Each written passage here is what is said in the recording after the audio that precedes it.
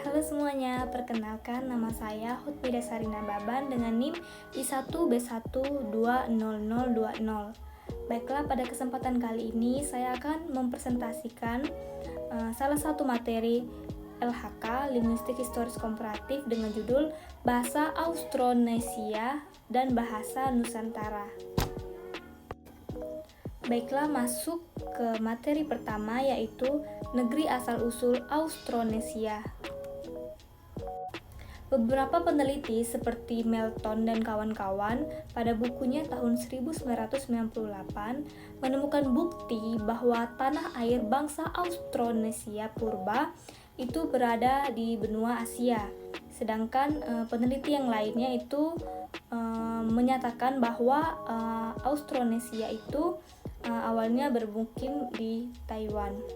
Dari sudut pandang ilmu sejarah bahasa, bangsa Austronesia itu berasal dari Taiwan karena pada pulau yang ada di Taiwan itu dapat ditemukan pembagian terdalam pada bahasa-bahasa Austronesia dari rumpun bahasa Formosa.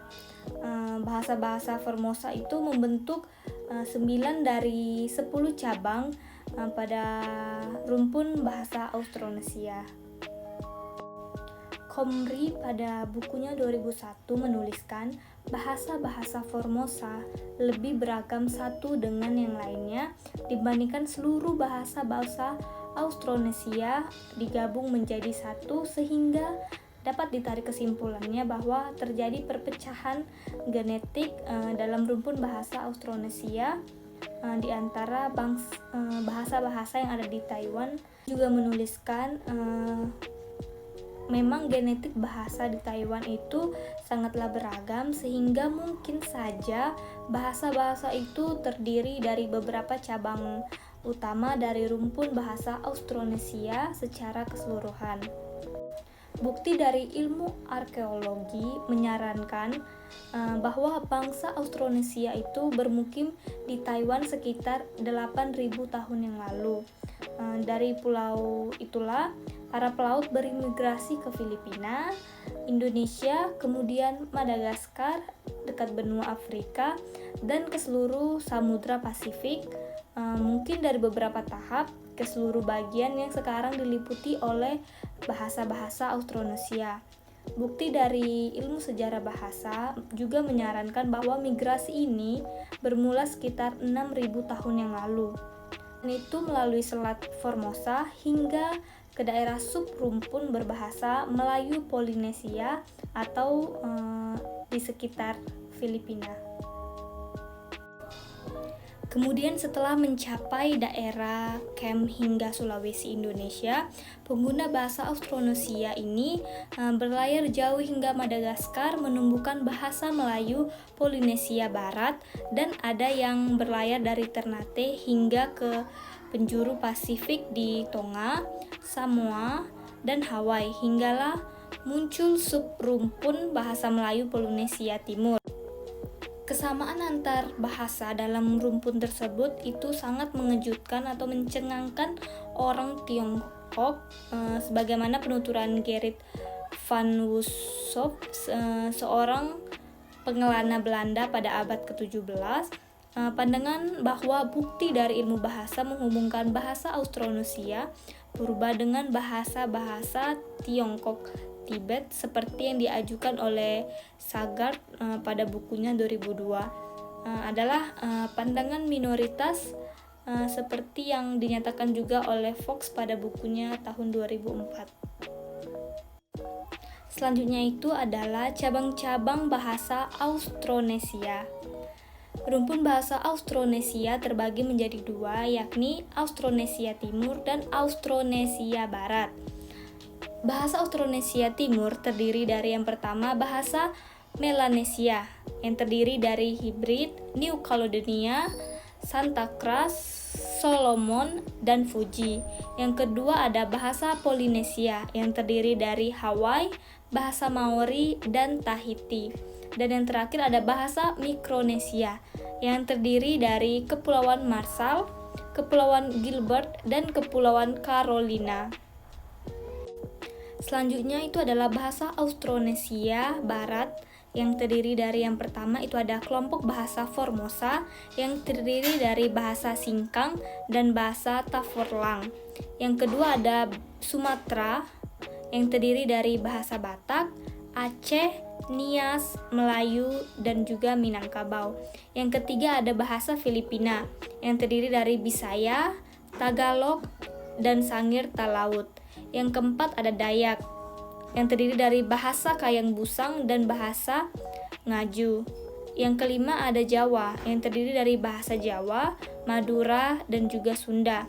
Yang keenam ada Sulawesi yang terdiri dari bahasa Makassar, Bugis, Gorontalo, Toraja, dan juga Buton.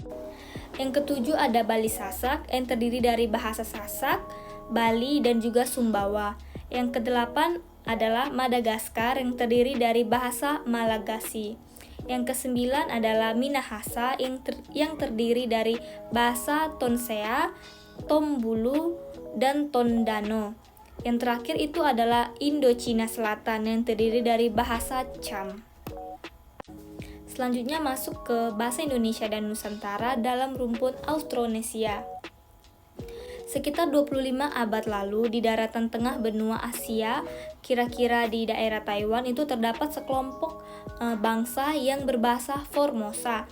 Mereka berimigrasi ke selatan setelah itu membuat budaya dan bahasa masing-masing. Bahasa Formosa ini berkembang menjadi dua yaitu Austroasia dan Austronesia. Bahasa Indonesia termasuk ke dalam rumpun Austronesia.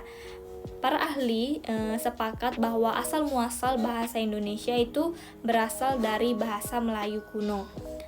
Lambat laun, bahasa Melayu kuno ini berkembang menjadi dialek regional dan dialek sosial yang tersebar luas di wilayah Asia Tenggara menurut Chair pada bukunya tahun 2013.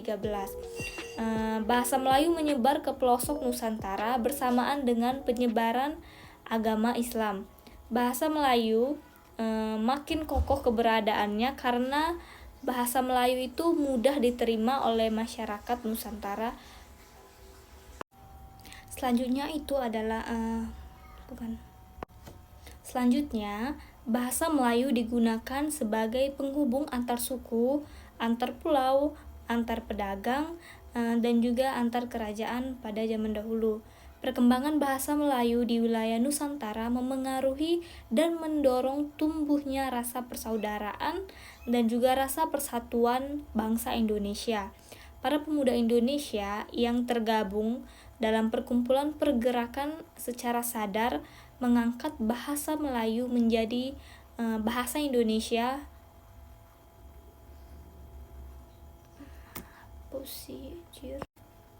Para pemuda Indonesia yang tergabung dalam perkumpulan pergerakan secara sadar itu menjadikan bahasa Melayu menjadi bahasa persatuan untuk seluruh bangsa Indonesia.